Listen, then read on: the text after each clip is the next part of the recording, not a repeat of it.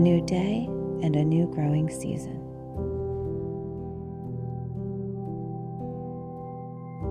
It's time to make some plans. I have a new seed order and some of my favorite kitchen garden books. Let's settle in, enjoy a cup of coffee, and dream of all the beauty and abundance that awaits.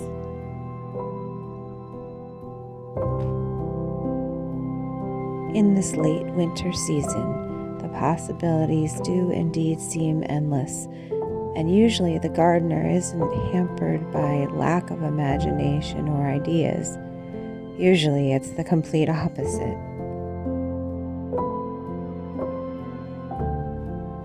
Although nature is ever present, especially when we invite it near, many of us are experiencing it on a much smaller scale than we might feel is ideal.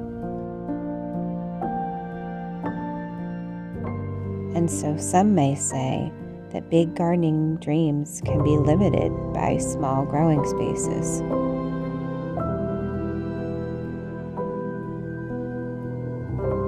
But after several years of gardening on just about 1/8 of an acre, I found that the same things that limit us can also push us into greater creativity than we may have otherwise been able to achieve.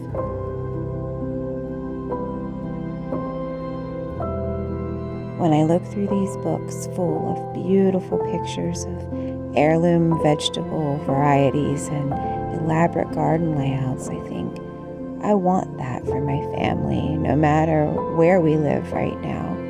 I want them to be able to eat things we can't necessarily buy at the grocery store. And I want them to live in a place that not only feeds us, but is beautiful to be in.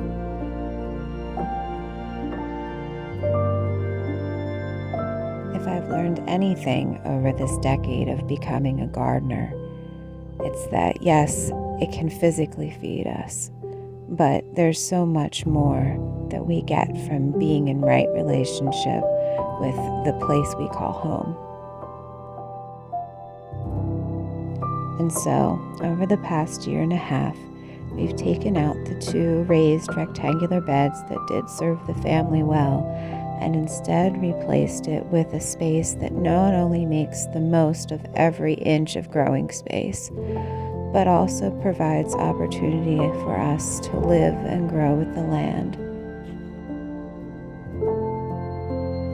It is in this new space that we will do things like build soil health, plant beautiful flowers for our pollinator friends, incorporate heirloom varieties of things like yellow and purple peas, and make sure that even the littlest gardener feels included.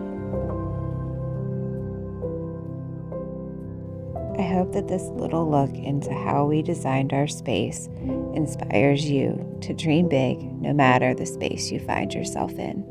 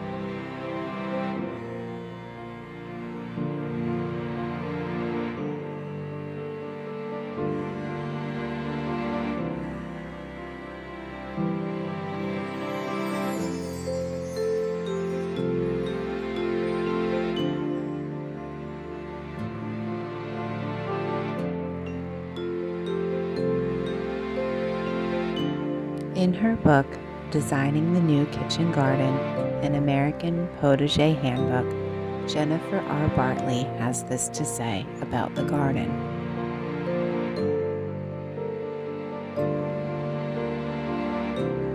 The enclosed garden is a haven of beauty, a modern version of Hortus Conclusus.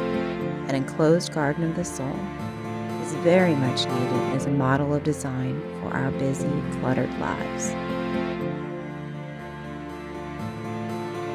We need a garden where we can escape the stresses of urban life, a designed space to step into to forget about traffic, work, and deadlines.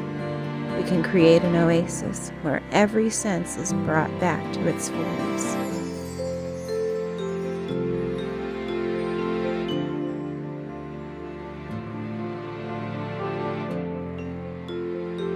This is the modern potager garden, a garden of any size that fits into our urban or suburban worlds, where we can find healing restoration for our souls and unique specialty delights for our stomachs. Gardens revive us.